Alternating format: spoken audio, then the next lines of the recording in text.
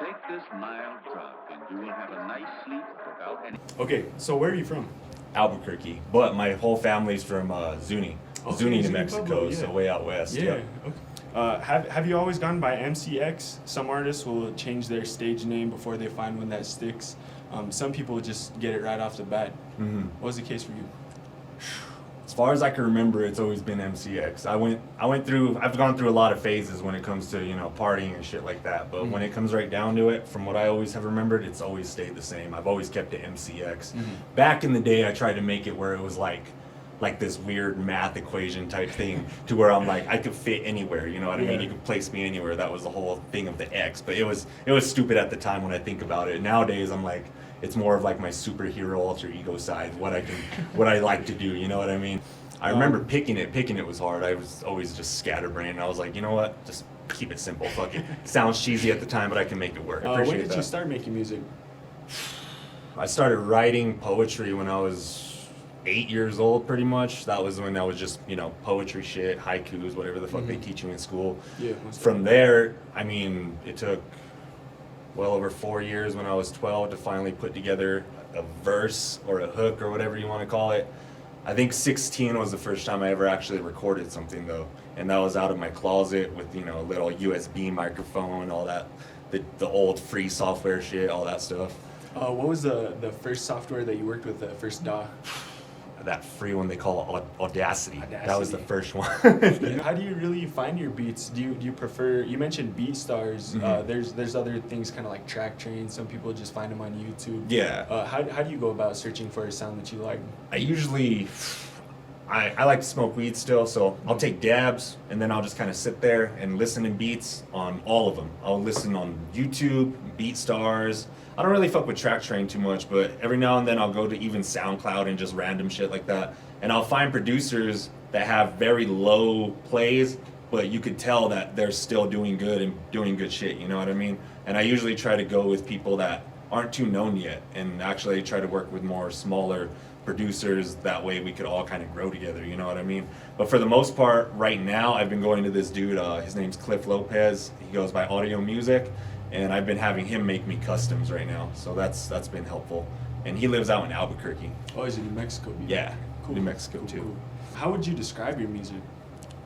That's a hard one, honestly. I think it's just an emotional release, if that makes sense. For me, it's like therapy in a way, you know what I mean? I just speak what's on my mind at the time, depending on what it is, and I just write what I'm feeling at the moment, you know what I mean? The song I'll perform later, that one was written when a lot of people were kind of like, because I've been in the scene for a decent minute, and there was a point in time where I kind of fell off for a bit, took a break, whatever, had to soul search, whatever the fuck. But during that time, I noticed through the grapevine, I heard people talking like, "Oh, this dude's done for, he's quitting, da da da da da." And for that song "Guns Blazing," I came with that emotion, like fuck you guys, dude. Like I ain't going nowhere. Like I'm still here doing this. I just had to get my mind straight. You know what I mean? So I think what best describes my music is just like therapy. You know what I mean? Self-expression. For a lot of people, hip hop kind of has a competitive aspect to it. Do you find yourself not necessarily competing with others, but competing with yourself? Do you strive to push better or push the limit when you're making your own music? Definitely, dude. I'll sit there for hours sometimes, even on a somewhat simple song or what I think is simple. I'll break it down, and if even the littlest part doesn't sound right to me, I'll fucking go back, fix those sentences, fix those lines, whatever it is.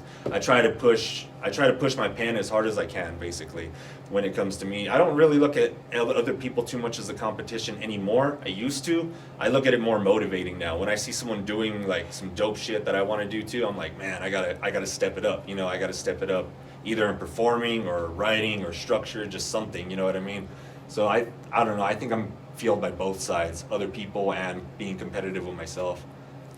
What's your creative process like? It's strange. It's strange. I'll sit there for a while, just kind of like, I hear other artists doing this too, but I like hum the melodies, if that makes sense. I'll make weird ass noises sometimes. It'd be just like na, na, na, na, na, na, and then I'll listen to it over the beat, and I'll be like, I can fit words with that little pattern, and then I'll kind of just go with it from there. And if something just happens to pop in my head at the moment that I think of on a other beat that I have playing, like on my phone, I'll go onto that beat I'll put that idea down. I'll just kind of mess with it, you know, in the moment. And I do this at work, you know, on driving around wherever, just whenever it hits me, kind of, I'll just stop real quick and try to jot some notes down real quick, or jot a line down, and then come back to it later and start finishing off the process. Like I said, it's kind of strange, but I don't really have a true like sit down and work process. It's weird. Do you find that you have a time of the day where you feel more creative, or it seems like things are just flowing better? Probably in the morning. The morning, or right after I get done at the gym. That's usually the best time where things are just flowing and going and going.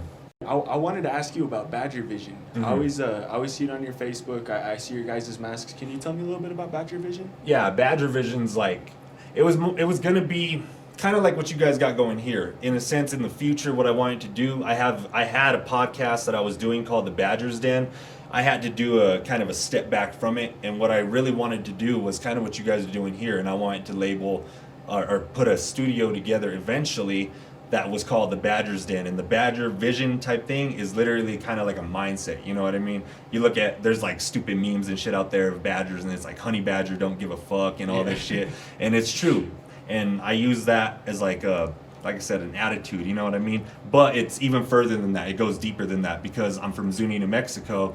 We have clans out there, and I'm part of the Badger clan.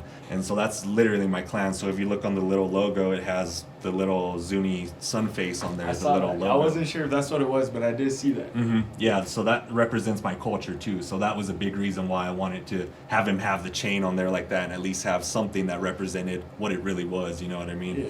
Do you think your culture has influenced your art in any way? Definitely. I think it's done it in a more negative way, if that makes sense. It's kind of weird to say, but a lot of my family, like, they do support me with music, but prior to me actually taking a serious road to it, they were kind of like, nah, you don't, like, just do the regular life thing, you know what I mean? Don't waste your time doing this and doing that. But I use that more as motivation to kind of just be like, nah, man, I'm gonna do this, you know what I mean? Like, this is what I like to do, this is my expression, this is my art, this is what I'm gonna do. So in a way, it was kind of like I guess reverse motivation, I don't know. What do you think your biggest musical influences are? I mean, it could either be artists or events.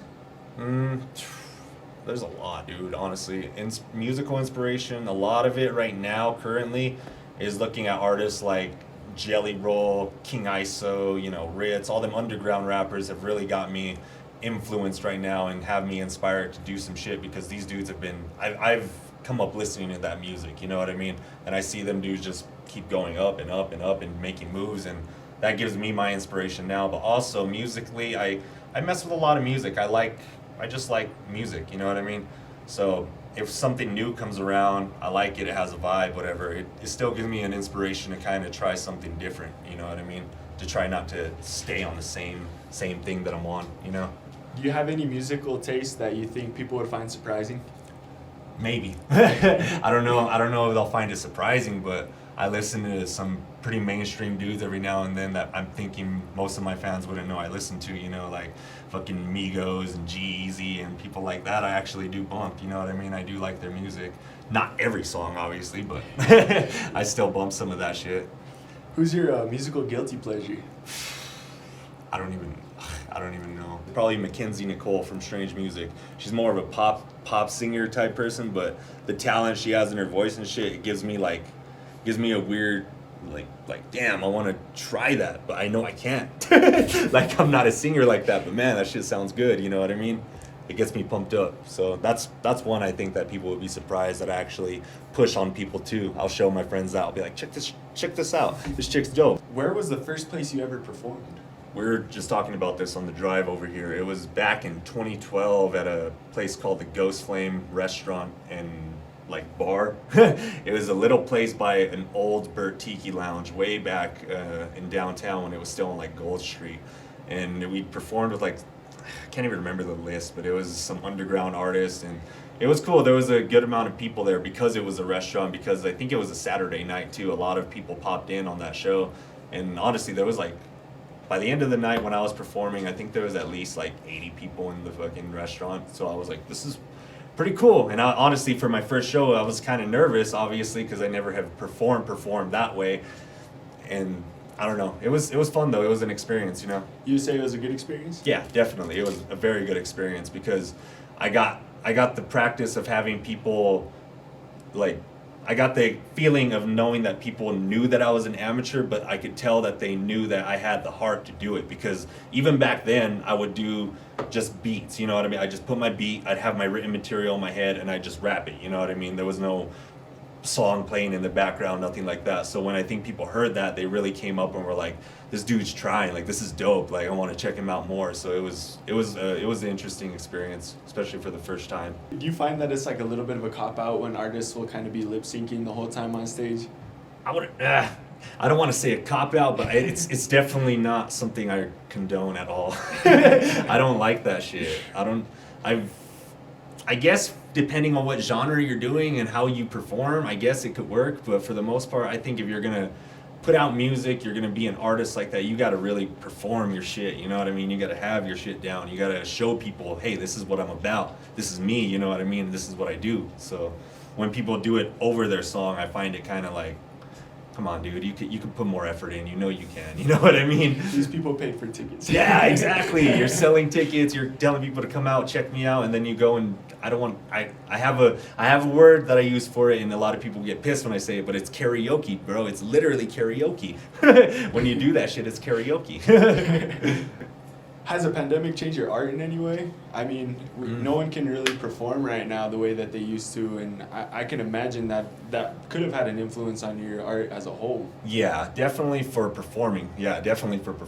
I think the biggest change that it had was I have no real, like, shows to book now. Like you just said, nobody's performing, nobody's doing shit. And we were just talking about this too. The few shows that I have seen put together now, nobody wants to come out to. Everybody's all scared to come out, literally, and it's kind of sad because those performers are still trying, you know, they still putting on the energy, but it sucks because nobody wanted to come out.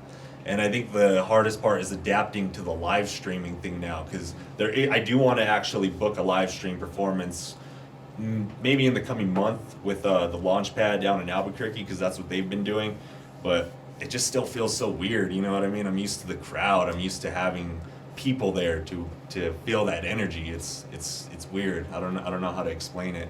The whole COVID thing is just weird. Do you find you feed off other people's energy when you're performing? 100%. It gives you just more life, honestly. Even if people like don't necessarily feel you in the moment, it gets you more competitive to kind of be like, all right, then let me show you why you should fuck with me. You know what I mean? I think other than that, the hardest part about adapting to that process is making music, but still having it in back of your mind that you got to maybe one day perform it. Because we know this hopefully might pass, you know what I mean? But yeah. Because if not, I mean, fuck, it's weird because I'm used to writing to perform, you know what I mean? So it's a little different now that I'm not really thinking about that performance and I'm just kind of writing now too. It's a little strange. One thing that I was really impressed with was the energy you were able to convey in your music videos. Mm-hmm. Do you feel that you have to kind of put yourself in a headspace, like a different headspace when you're in front of the camera to perform a music video, almost like you kind of have to put yourself in a situation where you were in front of people? Yeah, definitely. It's awkward sometimes, you know, it's awkward when you've never done it.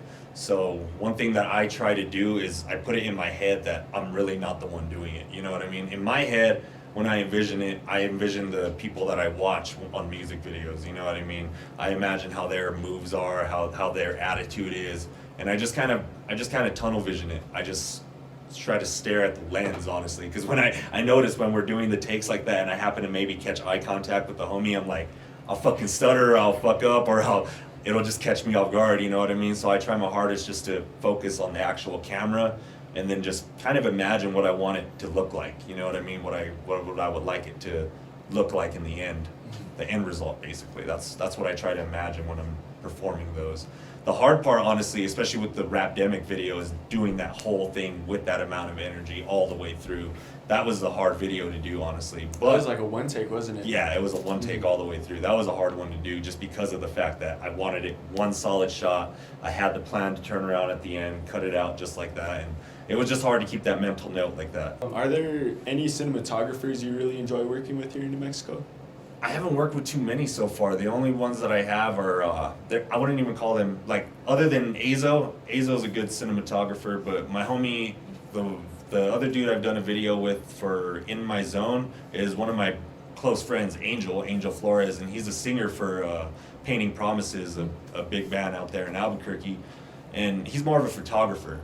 But so far, the people's work that I've seen, the ones that I really fuck with are like this one dude from G Life TV. I think his name's like, I can't remember his name. I don't want to fuck it up. But yeah, G Life TV. I've seen they have some really good visuals, professional visuals, and then what's his name? Isaiah Watts. I've seen has very good videos too. There's a couple other cats out there I've seen with some good visual work, but I'm just now really starting to get into that side of the art because I want to put out an EP/album, and I really want to put out at least 3 to 4 videos for that. So I've been looking around recently, and those are the ones that stand out to me right now is the dudes from G Life TV, and then Isaiah Watts, obviously my boy Azo, and then there's a couple others I just can't snap on the name right now. Is there anyone in particular that you'd like to collaborate with as far as music's concerned? Like anyone? Anyone, sky's the limit. For sure. Right now, I was just telling her on the way over here, Jerry Robinson. That dude is dope. That's the big one that I want to fuck with right now because his music is different. Like, it's just so different. He can rap, sing, fucking make melodies, all that shit, and he's just dope, dude. I really like his music, and that was someone that I would definitely like to work with for sure one of these days. I've already had him respond to my shit on Instagram before, so I'm hoping one day. Any piece of advice that kind of stands out to you as just like a really profound piece of advice that someone has given you?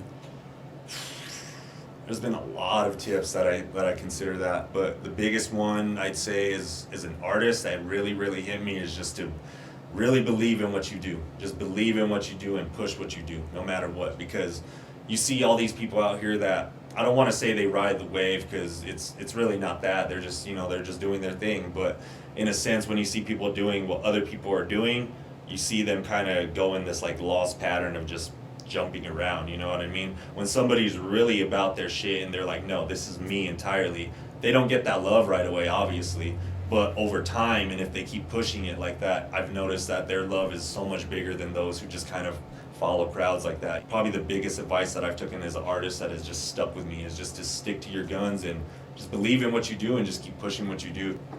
Do you have a message for your fans?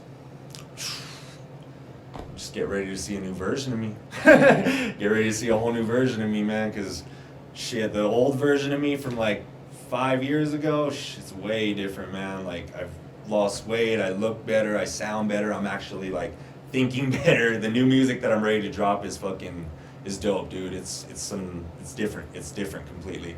So I think that's the biggest message I got is I got some fire on the way. Hope y'all are ready. Do you have anything you want to plug real quick before we finish up?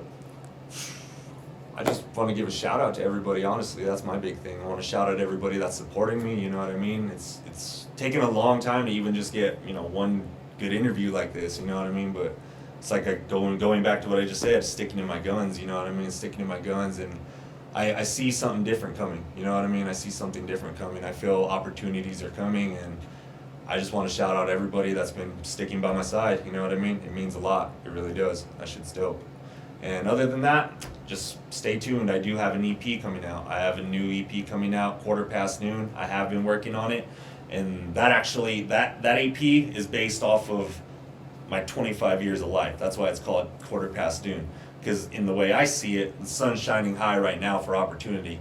But I got to look back on those times because of the fact that that's what brought me to this moment. You know what I mean? That quarter is the 25 years that it's taken to gain these experiences, this knowledge, all that shit. So that new EP is going to drop hopefully by December is what I'm thinking. I appreciate you coming through, man. I think what you're doing is really inspirational for a lot of people, especially when they see you putting out dope tracks.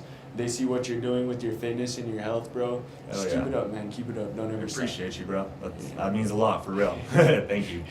No problem. Okay, I'm just gonna ask a couple other questions. I'll probably just like edit these out, but just, I mean, do you like fuck with anime or anything?